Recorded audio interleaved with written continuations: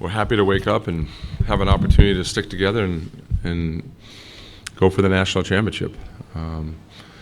It's been a whirlwind, obviously, and last night got done late, and we had the All-American banquet this morning. But just a quick reflection this morning when I woke up, I'm just so happy with the process of this group went through, the leadership and the quality of women that we have, and it's been so much fun to go through and to see this ride because nobody had us picked to get here, and it's a special moment to be able to have a Texas-Nebraska game on ABC and national television to really blow it out of the park. We'll open it up for your questions. We'll start here. Hey, Ella, how you doing? Couple questions real quick. Do you know Bergen Riley at all? Like, have your paths crossed, and if so, how?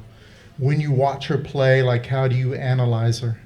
Those are my two questions. Yeah, so Bergen and I have played in a couple of USA tryouts together, and so we've gotten to know each other. We're actually roommates, so got to know her. She's a nice girl, and I'm excited to play against her.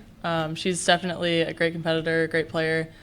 It'll be fun to have two freshman setters going against each other, so yeah, super excited. We'll go here in the first row, please. I want to just ask that. Anybody know when the last time that happened? That's what I was trying to figure out. So two freshman setters. In the title game. Leo Haggerty, Amped Up Sports. I asked Coach Cooper when they were in the middle of their 2 Stanley Cup in a row run, I said, what does that mean? He said, you win 1, you're good. You win 2 in a row, you're special. Would you agree with that? I think it says a lot about the program, a lot more than the team, because it's a different team.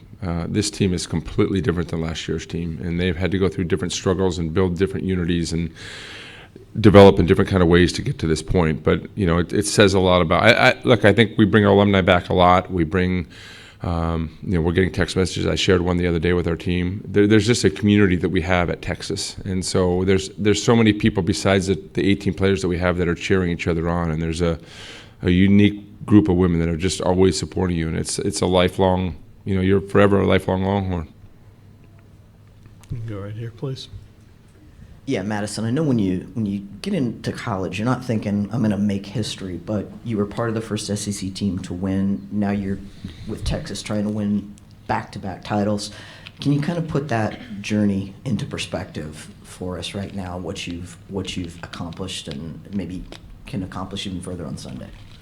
Yeah, I mean, it's stuff that you dream of as a little girl, and just starting out, you see all the amazing people that come before you, and you want to be just like them, but just to be able to make history in different places has been awesome, and it just goes back to the people I'm surrounded by, and they've pushed me and challenged me, and so many people have impacted my life and made me into the person and player I am today, and it's just great to obviously be with this team and be able to make history and hopefully go back-to-back as well. You can go back here, please. Let's see. Okay, I'm going to ask Ella and then you two also. Ella, if you could point at one thing that you've improved the most during the course of this season, what would that be? And I'll have you guys as her hitters also answer. And then I'll have a follow-up for Coach after that answer. Yeah, I mean, I think over the course of the season, I've just become a more consistent player. There's going to be a lot of ups and downs, and things have definitely been rocky throughout the season. But Asia and Maddie and all the coaches on staff just help me be at peace on the court and give it my best, and whatever happens is going to happen, and everyone's going to have my back. So that gives me a lot of freedom to just go out and play the sport that I love, and that's, I've become a more consistent player throughout the year. I would say that me and Ella have done a really good job with our connection, and I think at the beginning of the year we were trying to make sure everything was perfect, and obviously as we know, volleyball is not perfect, so I think we've really worked on trusting one another. Even if the set's not in the perfect location, I think that I'm able to put a good swing on it, and then if other way around, Ella has a lot of trust in me, so I think our just overall dialogue and confidence with one another has really improved since August, September. I would just say individually my confidence. My path to where I am today has been very interesting. I mean, I started as a right side, played right side in my first national championship, and then I was a 3 rotation outside, and now I'm a 6 rotation outside. And so I'm constantly just kind of adding to my toolkit and my toolbox of different things of the game that I need to keep working on. But I just say my confidence overall and knowing that I'm capable of accomplishing great things, and I'm surrounded by amazing people throughout the process, and making so many new connections has just been so special. Coach, we've seen talking to two freshman setters playing Sunday. Are you seeing setters come out of high school more ready for the college game, or are these two kind of exceptions to the rule? Well, I think the growth of the sport is tremendous. It's just there's better club coaches. The type of athletes that we're getting, the sooner they're getting into the USA model and training with USA in the gym. There's a lot of things where athletes are coming out a little bit more proficient. But, I still remember the conversations that Ella and I had early on. There's a lot of pressure coming in as a quarterback to set a team that just won the national championship. You feel all the responsibility. And for me, I was just trying to kind of tone that down with Ella and tell her that she was going to fail a lot and we were going to catch her and she wasn't going to be perfect every night. And so setting the expectations where she could just grow. And then we had to be able to put building blocks in place where she could not know what we were doing, but kind of building her confidence in terms of what we were doing in the gym. Short string setting, long string setting, connections through certain planes, and then systematically how we were running an offense and how we were going to scheme and do all that. You can't throw that on a freshman the first 2-3 weeks of the season. So David, who's been running our offense, has just been doing a tremendous job with her in terms of building those blocks, and you can see him talking to her a lot about some of that stuff, and we're able to talk through it. But I think where Ella's developed is, I think it was second game or fourth game. There was a ball, she's running forward, and she sets this long backslide to Asia. That takes a lot of obviously skill, but it also takes a lot of guts in critical situations. So that tells me where she is confidence-wise in terms of running our offense. Go right here, please. Yeah, Coach Elliott, I think if you look throughout college sports, there's only a limited amount of programs who are good every year in every sport, and you guys in Nebraska are like that in volleyball. Can you talk about all the elements that go into that? Obviously, you and John have been coaches there a long time, but administrative support, all those things that have created that. Yeah, well, the wonderful woman that's sitting back there, Chris Polonsky, was the one that hired me when I was wet behind the ears at 32 years old and kind of trying to turn a program around that was 10 and 18. And thank goodness she believed in me. But, the stress and the amount of work to sustain something at this level is tremendous. And I don't think people understand that. And the more success you have, the more... the more as a coach, it just makes you feel uncomfortable because the success rate it's either this or nothing, and it's not successful. So, but what we've tried to do is have fun and create the right kind of players. Our administration has given us all the resources. I've become a lot more of a CEO of the business management of creating a brand and making sure, relationships with coaches and what we're doing marketing-wise and building the arenas and doing all the things from, what kind of music we're using, every little aspect of that, of looking at how do we sustain this, how do we grow it, how do we keep up and sustain with Nebraska. They're a benchmark as well. And how do you keep up with the sport? And now we're social medias, and now you got this NIL piece, all these pieces come into play. And then you're trying to take care of these incredible young women to give them a platform where they can be emotionally grow as young women and have confidence in what they're doing. And you've got to be able to hire a great staff. And my administration's allowed me to hire a really good staff that care about young women and that are great communicators. And so I feel like we have the total package right now of what we're doing. And, that you always know by the way your teams perform, and this growth is just super special, and this team is super confident. You can just see how they're walking around right now, which was not there earlier in the season, and so super proud of it. But to build the program, to sustain it, it's something that I lose a lot of sleep over. I don't sleep a lot. My wife knows, but it's something that I take a lot of pride in, and I want to represent well, and I would love nothing to put the cherry on top on Sunday afternoon. You can go right here, please. This is for Madison and Asia. Coach used the expression a few moments ago when he was talking about Ella, when he said the phrase was "could just grow." In regards to Emma Halter, from a player perspective, can each of you address how she has grown? Okay, I'll go. Emma's always been a really fiery player. Even last year, she played outstanding, especially in the tournament. And I feel like having a libero like Zoe, Emma often didn't get the recognition that she deserved. But honestly, seeing her play yesterday, I told her, I was like, what did you do before the game? Because you played lights out. But she's just always very consistent, very gritty. And I feel like as a libero, sometimes you don't really get the recognition and the shine, where it's something that we've seen her grow every single day and we knew what she was capable of. But seeing her finally get some recognition last night and hopefully on Sunday as well has been really exciting, and I'm very proud of her because all her work definitely doesn't go unnoticed by us.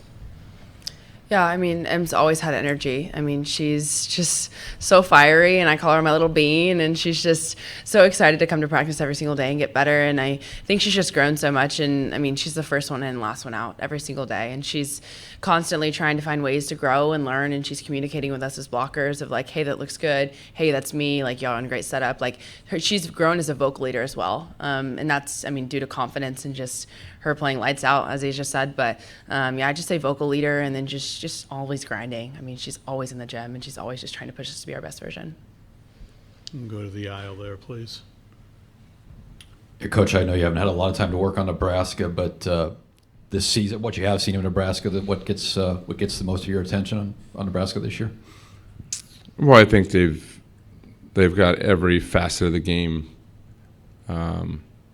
They play it at a really high level, and they're very efficient in it, right? They got a great backcourt defense with the smalls. They've got really good blocking. They've got a lot of good arms. Bergen's setting the ball really well, and they block well. So they're just, they can put a lot of pressure on you from the service line. They pass really well.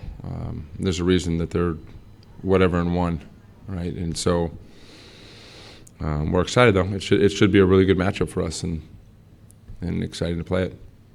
First row, Joey. Coach, you alluded to this earlier, the special nature of this weekend. ABC got a dynamic matchup, a chance to draw more exposure to the sport maybe than ever before.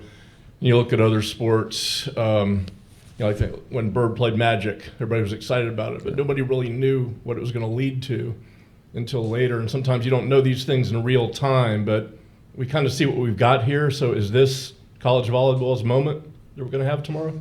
This is probably the biggest moment that we've ever had. And it's a moment that, for ABC to see where the sport's growing, to pick it up on Football Sunday is pretty special. So hopefully there's the marketing behind that to be able to make that happen. But I think people are going to be surfing through the channels, and when they see Texas, Nebraska on with the 21,000 people in the crowd, it's going to be super exciting. And it's it's one of the building blocks to get this sport to the next level, and it's exciting because women's sports in general are growing left and right, and I'm a proponent not just for volleyball but for women's basketball, and really getting people comfortable with seeing these incredible athletes. My friends are on a text chain. I got about 30 of them in California, and they're just talking about not just how well we played, the type of athletes that we have, and how. One of them was comparing Maddie to Flo Hyman, and is she better than Flo Hyman, who's our best volleyball player we've ever had in the world? So it's pretty special to see them talk about, how Asia hits the ball and just the way that they see athletes come out, and it's breathtaking for them. So it's pretty cool to see. You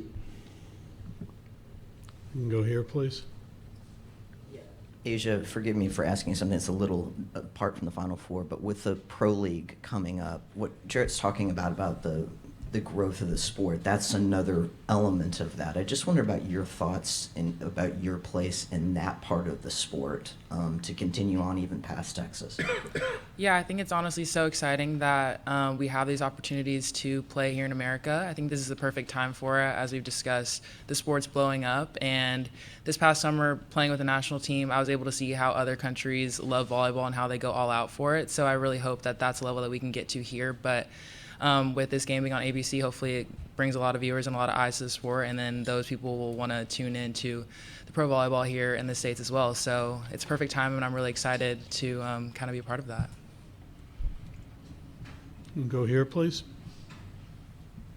This is for all four of you, and Coach, we'll start with you and work your way down. In 2003, and Ellie, you may not have been born yet, so bear with me on this. I asked Warren Sapp before the Super Bowl, describe in one word what winning that Super Bowl would be. What's your one word that would describe winning that national championship be? Special. Oh, gosh. That's a great question. Come back to me. I want to make it a good one, hopefully. You want to call a friend? Yeah, yep. Asia, this is hard. It's a great question. I'm going to call a friend, too. Oh, gosh. I guess I can't call a friend. While you're thinking, I'll tell you what Warren said. Okay. Immortality. That's a good one.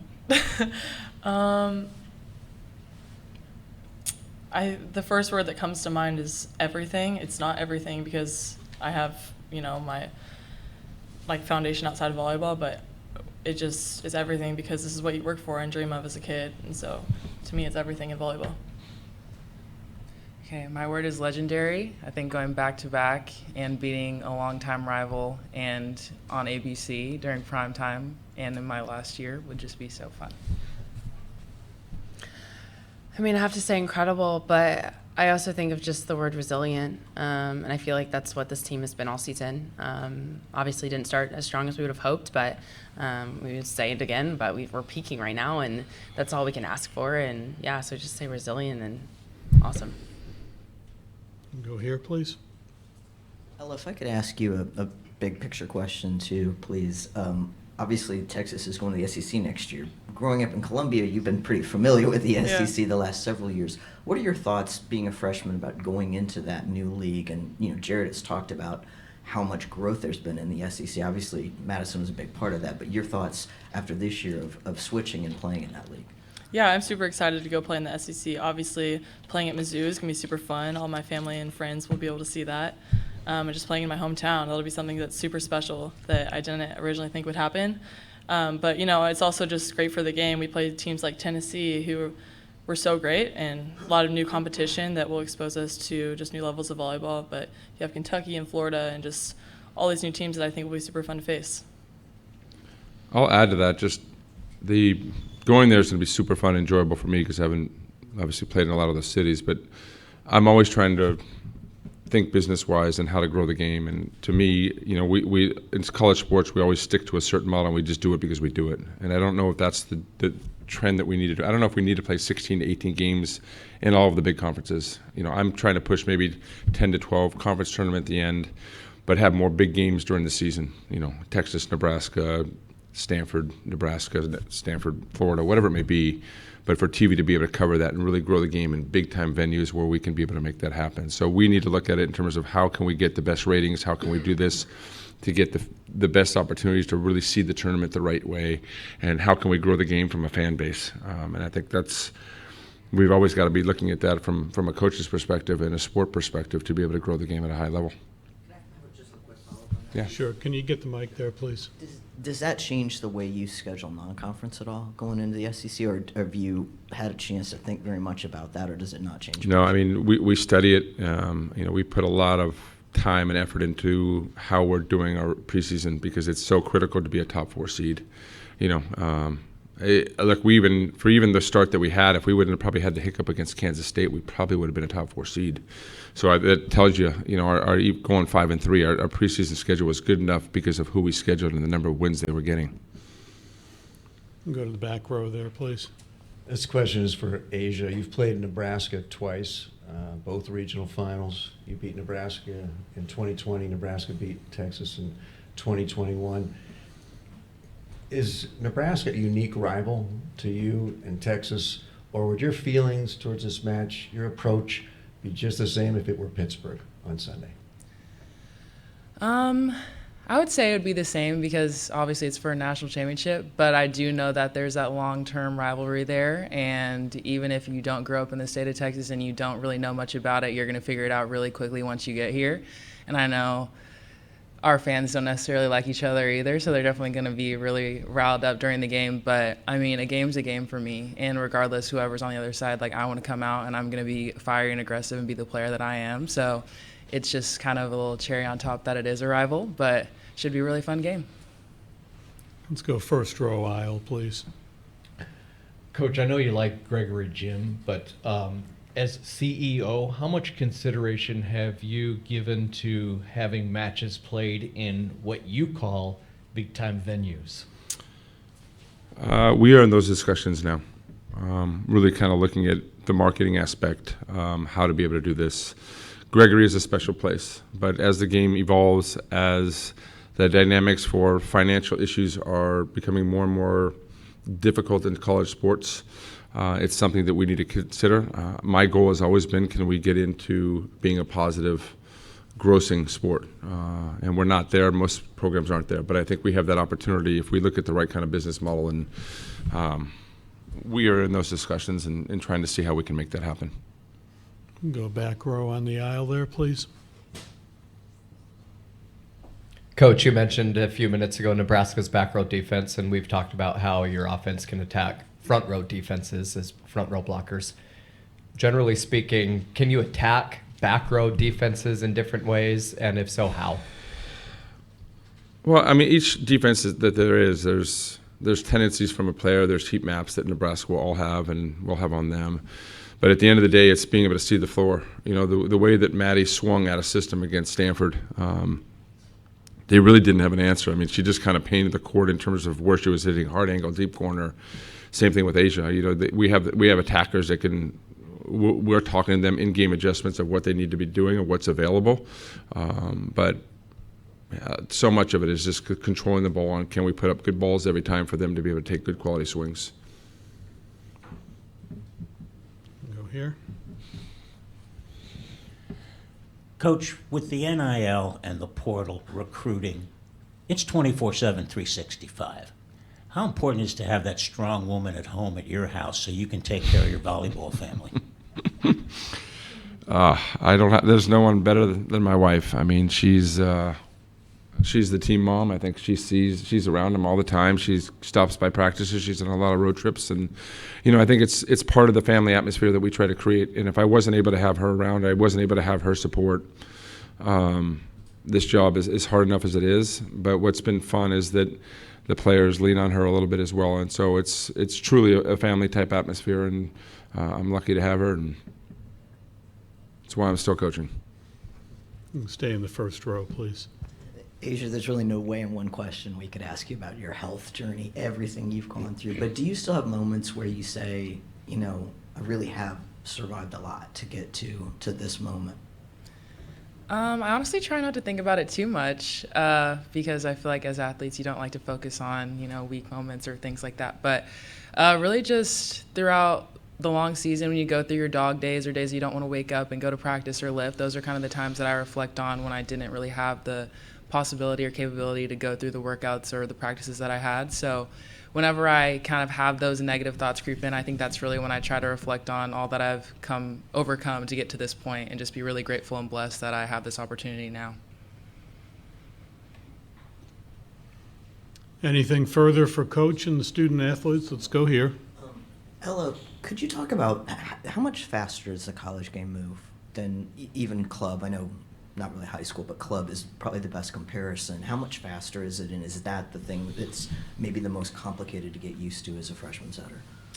Yeah, I definitely think the game is a lot faster. That wasn't the biggest adjustment, but I think the biggest adjustment is just learning how to play with new girls that have played in national championships, won national championships, and just have high expectations like you, but you just want to be the best that you can be for them. And so the biggest adjustment for me was just learning how to take it day by day and learning how to fail and get back up again and trust myself as an athlete, because that's what got me here, and that's what is going to take us to the national championship tomorrow, or on Sunday, I guess. On the aisle, please. Yeah, Coach, after all the matches you've seen Asia play, is there still matches where you just shake your head in disbelief or are so impressed by what she's able to do on a volleyball court? Yeah, I think, and she's not even done with her growth opportunities of where she can go in this sport. But, you asked a question earlier about Emma. Emma is a player that you have players that make conscious decisions whether to work hard or not, or to go for balls. Emma's never had a day off like that. There's every ball that's she sees, she goes for. I actually sent her a funny little video this morning about a little dog thing where they put the ball in the thing and it shoots out and the dog go gets it. Like, that's Emma to a T. Like, it's her. So, I mean, in terms of Asia, the same thing applies. Asia always has come to work and has always been this tremendous athlete. Where she's really evolved is her confidence, her belief in herself, the leadership qualities that she's had, and her range now is so phenomenal that it's so fun to watch her play. And to see what she did this summer with USA didn't surprise me at all. I think it surprised USA Volleyball, but she's one of the best in the game, and she does it the right way. She's a great teammate, she's a great leader, and she makes everybody around her better. Back row, please.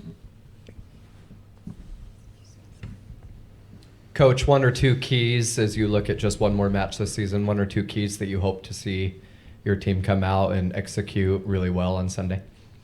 Well, I think it's the one every coach will say is the serve and pass game has to be on point, and I really believe that these games come to out of system play. You got to find ways to be able to score. There's enough good players. Schematically, there's a lot of teams that scheme and try to do things, and typically, as a program, we do not do that. Even when we should be doing that in the regular season, because we know that when we get to this point, you can't scheme because they've got 5 good attackers and they're coming everywhere. So we've got to be great at reading in what we do, and so we're confident in what we're doing in that system. And then we train a ton out of system in our practice gym. So non-setter setting, great swings, attack selection is going to be a key. But first ball side out and then transition game is going to be everything that determines this match tomorrow. We'll go here. Coach, both head coaches grew up in California. Coincidence, you think? My whole staff is from California. Our beach staff is from California. It's just, it's where the game started. I think in my generation, yes, but now there's so many great coaches in the state of Texas and around the country. We were the ones that got it started when there was no money in the game, and you just fell in love with it. And I was originally a teacher before I got into coaching, and so I just couldn't get enough of it. And I think John is the same way. I think he was a football coach. I don't even know if John ever played. The game's evolved, and it's super fun and super passionate. Anything further? Thank you very much. Thank you. Thanks, guys. Thank you.